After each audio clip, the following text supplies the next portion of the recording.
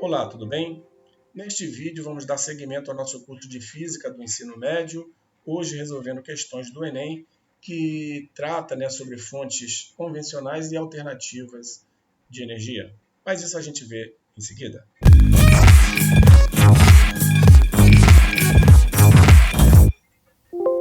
Aqui é o professor Jorge Damasceno e neste vídeo vamos dar andamento ao curso de Física do Ensino Médio. Estamos no módulo número 11, Energia, e hoje na aula número 12, resolvendo exercícios de questões do Enem que tratam sobre fontes convencionais e fontes alternativas de energia. Mas antes eu peço que você se inscreva no nosso canal e também que deixe o seu like. Lembro que a inscrição é gratuita e que isso ajuda demais no crescimento do nosso projeto educacional. Tá bom? Então vamos começar. Exercício número 1 do Enem 2006, que diz assim, questão 51. Na avaliação da eficiência de usinas quanto à produção e aos impactos ambientais, utilizam-se vários critérios, tais como razão entre produção efetiva anual de energia elétrica e potência instalada, ou razão entre potência instalada e área inundada pelo reservatório.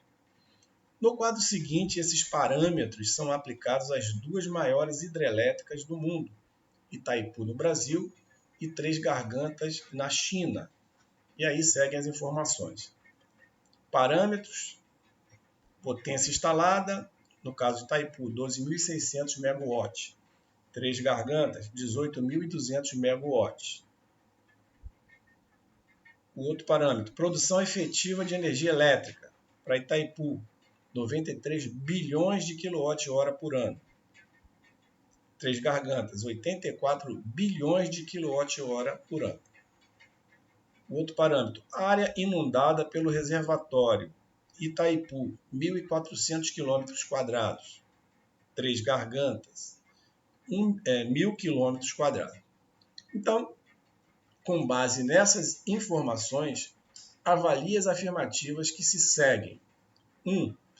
A energia elétrica gerada anualmente e a capacidade nominal máxima de geração da hidrelétrica de Itaipu são maiores que as da hidrelétrica de Três Gargantas. A gente vai comentar em seguida.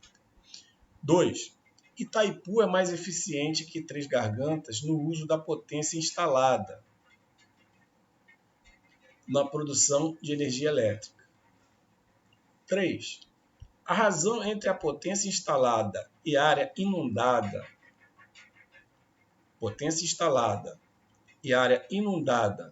pelo reservatório é mais favorável na hidrelétrica Três Gargantas do que em Itaipu. É correto apenas o que se afirma em... Aí seguem as alternativas. Então vamos aos comentários. Tá? Primeiro, a primeira afirmativa ela é falsa por quê? Tá? A energia elétrica gerada anualmente é maior para Itaipu. Aqui, 93 bilhões contra 84 bilhões. Tá? A energia elétrica gerada anualmente é maior para Itaipu do que para Três Gargantas. Está claro aqui, produção efetiva da energia elétrica.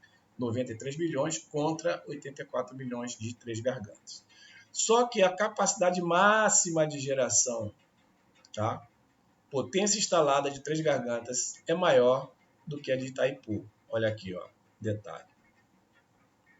18.200 contra 12.600, ou seja, a potência instalada de Três Gargantas é maior. Então, voltando rapidamente, a energia elétrica gerada anualmente, tá? E a capacidade nominal máxima de geração da hidrelétrica de Itaipu são maiores do que a hidrelétrica de Três Gargantas. A produção efetiva é maior, mas a potência instalada é menor, como a gente pode observar aqui. Então, a alternativa 1 é falsa. Alternativa 2. Ela é verdadeira porque Itaipu é mais eficiente. Por que ela é mais eficiente? Porque a potência instalada dela é menor e a produção efetiva dela é maior. Ou seja, a potência instalada 12.600 contra 18.200, enquanto que a produção efetiva de Itaipu é 93 bilhões contra 84 bilhões de kWh ano. Tá? Então, Itaipu é mais eficiente, pois produz mais energia elétrica anualmente, apesar de ter potência instalada menor, conforme a tabela. E, finalmente, a alternativa 3. A gente pode observar a relação de Itaipu no que diz respeito à potência instalada com relação à área inundada, é de 12.600 por 1.400 km². 12.600 MW por 1.400 km², que dá 9 MW por km². Enquanto que Três Gargantas, 18.200 MW por 1.000 km², 18,2 MW por km². Portanto, né, vamos lá rapidamente. A razão entre a potência instalada e a área inundada pelo reservatório é mais favorável à hidrelétrica de Três Gargantas, ou seja, a relação é maior por ela, né, conforme a gente pôde observar aqui nos valores encontrados, tanto de Itaipu, que deu 9 MW por km², enquanto que Três Gargantas, 18,2 MW por km², alternativa à letra E. Exercício número 2 é do Enem de 1999, questão número 34, que diz assim: a construção de grandes projetos hidroelétricos também deve ser analisada do ponto de vista do regime das águas e de seu ciclo na região, em relação ao ciclo da água. Em relação ao ciclo da água, pode-se argumentar que a construção de grandes represas, letra A, não causa impacto na região, uma vez que a quantidade total de água da terra permanece constante. Letra B, não causa impactos na região, uma vez que a água que alimenta a represa prossegue depois no rio abaixo com a mesma vazão e velocidade. Letra C, aumenta a velocidade dos rios acelerando o ciclo da água da região. Letra D, aumenta a evaporação na região da represa, acompanhada também por um aumento local da umidade relativa do ar. Diminui a quantidade de água disponível para a realização do ciclo da água. Então, vamos à solução. Lembrando, né, que temos uma aula que trata basicamente sobre esse tema, né, onde a gente detalha essas informações, né, os detalhes de cada um tipo de energia convencional e alternativa.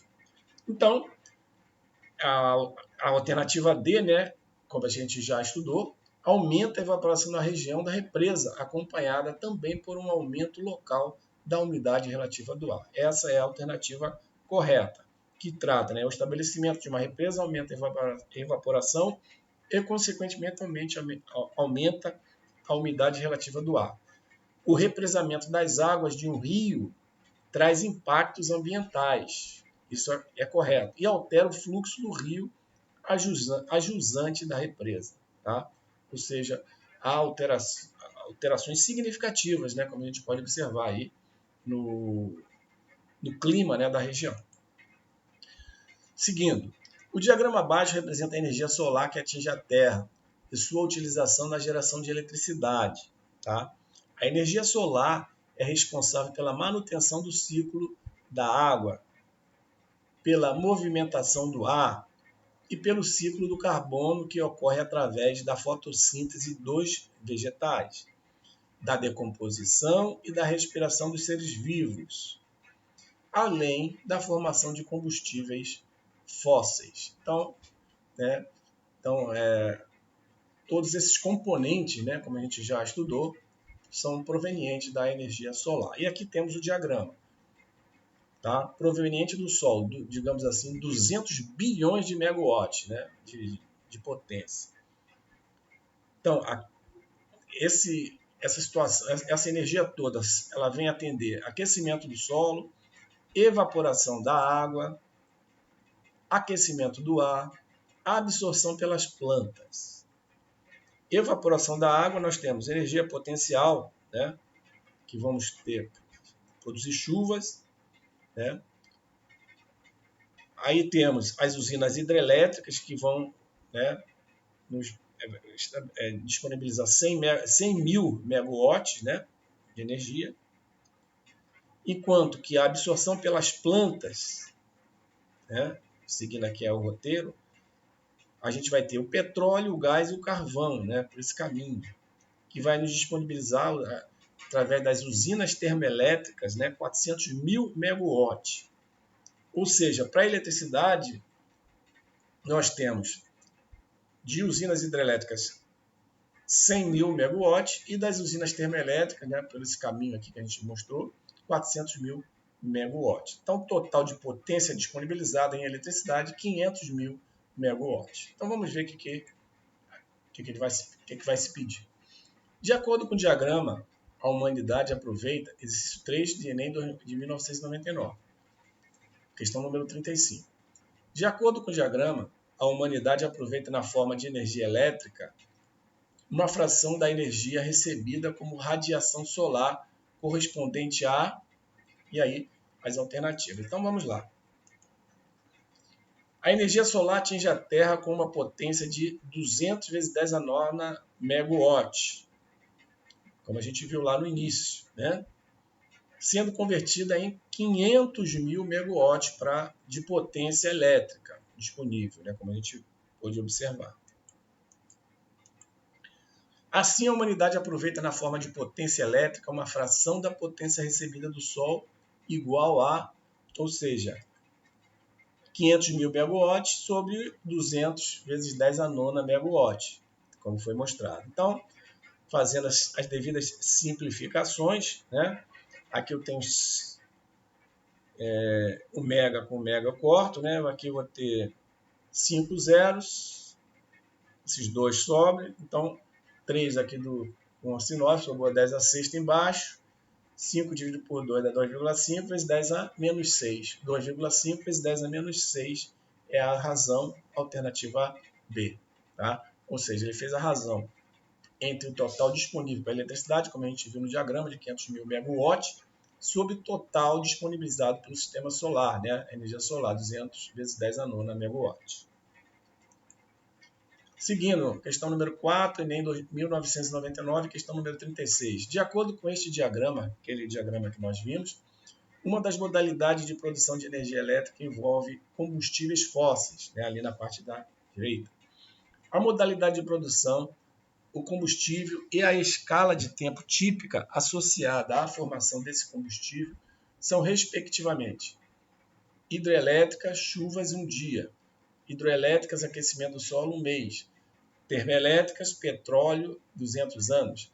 Termoelétrica, aquecimento do solo, 1 milhão de anos.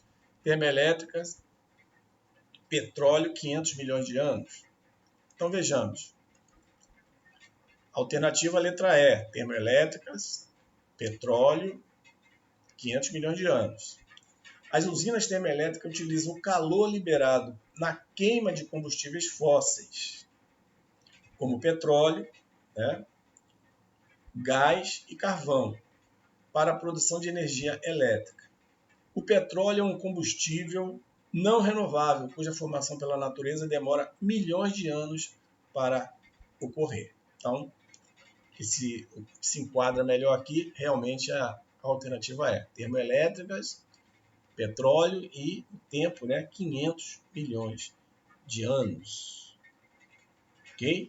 Em milhões de anos. Então, a alternativa C é descartada, que ele comenta aqui, fala em 200 anos, mas é milhões de anos. A questão número 5, exercício 5, Enem 99, questão 37.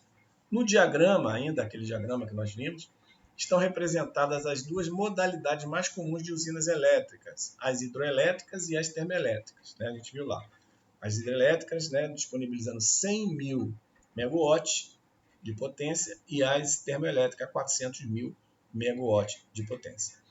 No Brasil, a construção de usinas hidroelétricas deve ser incentivada porque essas, utilizam fontes renováveis, o que não ocorre com as termoelétricas, que utilizam fontes que necessitam de bilhões de anos para serem reabastecidas. 2. Apresentam um impacto ambiental nulo pelo represamento das águas no curso normal dos rios. Aumenta o índice pluviométrico da região de seca do Nordeste pelo represamento de águas. Das 3 afirmações acima, somente, e aí seguem as alternativas, vamos lá, vamos avaliar cada uma delas. Resposta alternativa A. 1 está correta. Então, como a gente pode observar, né, utilizam fontes renováveis, o que não ocorre com termoelétrica, que utilizam fontes que necessitam de bilhões, né, de anos para serem reabastecidas. Isso aqui é correto. O 2 está errado, né, apresenta impacto ambiental nulo. A gente já viu que tem impacto ambiental, com certeza, né, varia o clima, né?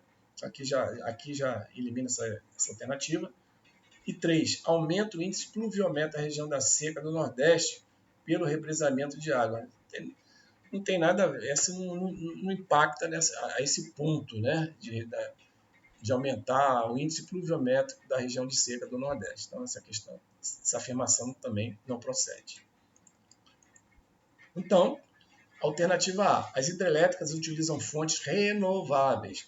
Não aumentam necessariamente o índice pluviométrico na região seca do Nordeste, senão já estaria resolvido o problema da seca, né, do Nordeste. E causam impacto ambiental, como nós falamos, pois alteram a vazão normal dos rios.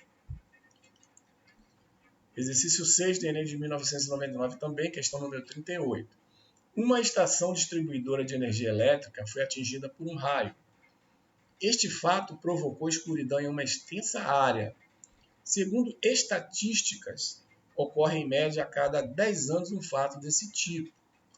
Com base nessa informação, pode-se afirmar que, letra A estação está em funcionamento há no máximo 10 anos. Daqui a 10 anos deverá cair outro raio na mesma estação. Se a estação já existe há mais de 10 anos, brevemente deverá cair outro raio na mesma. A probabilidade de ocorrência de um raio na estação independe do seu tempo de existência. É impossível a estação existir há mais de 30 anos, sem que um raio já a tenha atingido anteriormente. Então vamos analisar as alternativas e comentar. Então, letra D. O fato de um raio atingir uma estação ocorre em média a cada 10 anos. Esta média é obtida dividindo-se o número de raios que atingiram uma estação qualquer pelo intervalo de tempo em que isto ocorreu. Portanto, a probabilidade de ocorrência de um raio na estação independe do seu tempo de existência, né? Então, a probabilidade de ocorrência de um raio na estação independe do seu tempo de existência, porque, né, como foi explicado aqui, o fato de um raio atingir uma estação ocorre em média, né, a cada 10 anos, em média. Tá? Esta média é obtida dividindo-se o número de raios que atingiram uma estação qualquer pelo intervalo de tempo que isto ocorreu. Logo, né, a probabilidade de ocorrência de um raio na estação independe do seu tempo de existência, não é em função do tempo de existência, certo? Então, informação bem interessante essa aí. Exercício número 7 do Enem de 2002, questão número 43. Em usinas hidrelétricas, a queda d'água move turbinas que acionam geradores. Em usinas eólicas, os geradores são acionados por hélices movidas pelo vento. Na conversão direta solar-elétrica, são células fotovoltaicas que produzem tensão elétrica, além de todos produzirem eletricidade. Esses processos têm em comum o fato de A. Não provocarem impacto ambiental. B. Independerem de condições climáticas. C. A energia gerada pode ser armazenada. D. Utilizarem fontes de energia renováveis. E. Dependerem das reservas de combustíveis fósseis. Então, vamos analisar. Então, daqui, o que é comum, né, em usinas hidrelétricas, a queda de água move turbinas que acionam geradores. Ok. Em usinas eólicas, os geradores são acionados por hélices, na conversão direta solar, são células fotovoltaicas. Então, a gente está falando aqui das hidrelétricas, eólicas e célula solar, né? Energia solar. Então, em comum, o que podemos tirar aqui em comum é que elas são renováveis, né? Utilizam fontes renováveis, tá? Alternativa D. As fontes de energia hidrelétrica, eólica e solar, independem das reservas de combustíveis fósseis, não dependem disso, e baseiam-se em recursos renováveis.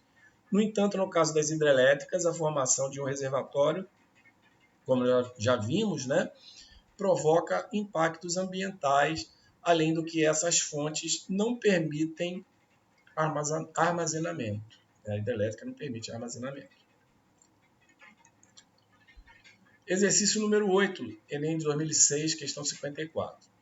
Não é nova a ideia de se extrair energia dos oceanos, aproveitando-se a diferença das marés alta e baixa. Em 1967, os franceses instalaram a primeira usina maré motriz, construindo uma barragem equipada de 24 turbinas, aproveitando-se a potência máxima instalada de 240 MW, suficiente para a demanda de uma cidade com 200 mil habitantes. Aproximadamente 10% da potência total instalada são demandados pelo consumo residencial. Nessa cidade francesa, aos domingos, quando parcela dos setores industrial e comercial para, a demanda diminui 40%. Assim, a produção de energia correspondente à demanda aos domingos será atingida mantendo-se primeiro. Então, como vimos aqui, né, tem a demanda, somente uma quantidade de demanda, né, durante a semana, só que aos domingos o setor industrial ela não consome, então há uma redução da demanda. Tá? Então, essa redução está aqui da ordem de 40%. Então vamos lá, vamos ver as alternativas e comentar. Todas as turbinas em funcionamento com 60% da capacidade máxima de produção de cada uma delas. A metade das turbinas funcionando em capacidade máxima e o restante com 20% da capacidade máxima. 14 turbinas funcionando em capacidade máxima, uma com 40% da capacidade máxima e as demais desligadas. Está correta a situação descrita em... Então vamos comentar aqui. Seja P a potência máxima instalada, como foi mencionada, 240 MW. Se aos domingos a demanda diminui 40%, né, já que as fábricas, né, não funcionam, ela se torna 60% de P, ou seja, 0,6 P, 0,6 vezes 240 MW. 1. Verdadeiro. Se todas as turbinas funcionarem com 60% da capacidade máxima, teremos 0,6 P, que é o que atende perfeitamente, como já comentado aqui em cima. Então, verdadeiro. 2. Também é verdadeiro. 12 turbinas funcionando com potência máxima e as outras 12 turbinas funcionando com 0,2 da potência máxima. Também né, é possível. Né? Basta obter, né, essa multiplicação. Então vamos lá. Sendo P a potência total, né, a potência máxima de cada turbina, né, P máxima, valerá P sobre 24, né, das 24 turbinas. Assim teremos a potência total igual a 12 vezes P sobre 24, que foi informado, mais 12 vezes 0,2, né, vezes P sobre 24. Tá? Que vai dar 0,5P mais 0,1P, que vai dar 0,6P, que atende ao que foi previsto lá inicialmente, ou seja, uma redução de 40%. Então, essa proposição 2 também é verdadeira. E a 3 também é verdadeira. Ela diz que 14 turbinas funcionando com potência máxima, né, e uma funcionando com 0,4 da potência máxima. E as demais desligadas. Então vamos ver novamente aí como é que se desenvolve isso aí. 14 com potência máxima. Então 14 vezes P sobre 24, que é a potência máxima de cada uma delas. Está aqui. Mais uma, né, funcionando com 0,4. 1 vezes 0,4 vezes P sobre 24. E as outras desligar. Vamos ver como dá isso aí. Fazendo as devidas operações aqui, né? Você vai dar, a gente vai encontrar 14,4 P sobre 24. Dividindo isso aqui, que dá aproximadamente 0,6 P, que é aqueles 60% que a gente viu lá no início. Portanto, a proposição 3 também é verdadeira, então a alternativa é. Todas estão corretas. Exercício número 9 do Enem 2005, a questão 62. Um problema ainda não resolvido da geração nuclear de eletricidade é a destinação dos rejeitos radiativos, chamado lixo atômico. Os rejeitos mais ativos ficam por um período em piscinas de aço inoxidável nas próprias usinas antes de ser, como os demais rejeitos, acondicionados em tambores que são dispostos em áreas cercadas ou encerrados em depósitos subterrâneos secos, como antigas minas de sal. A complexidade do problema do lixo atômico, comparativamente a outros lixos com substâncias tóxicas, se deve ao fato de, letra A, emitir radiações nocivas por milhares de anos em um processo que não tem como ser interrompido artificialmente. Letra B, acumular-se em quantidades bem maiores do que o lixo industrial convencional, faltando assim locais para reunir tanto material. Letra C, ser constituído de materiais orgânicos que podem contaminar muitas espécies vivas, incluindo os próprios seres humanos. Letra D, exalar continuamente gases venenosos que tornariam o ar irrespirável por milhares de anos. E letra E, emitir radiações e gases que podem destruir a camada de ozônio e agravar o efeito estufa. Então vejamos, vamos verificar as possibilidades.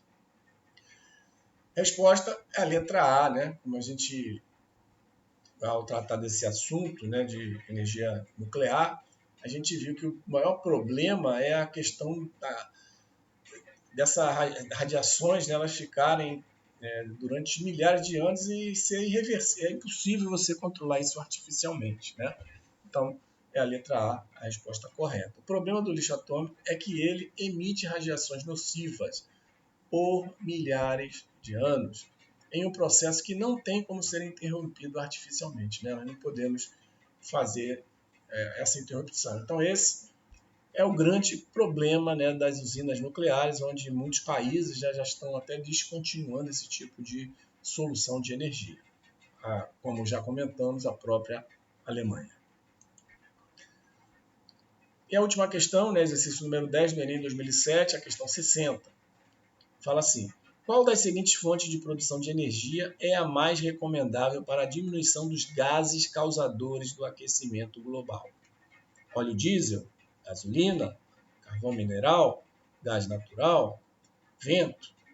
Então, como já de antemão aqui, acho que já temos em mente, né, que o vento, né, que é uma energia renovável e não danosa ao meio ambiente, né, que é uma energia que a gente aproveita da própria natureza.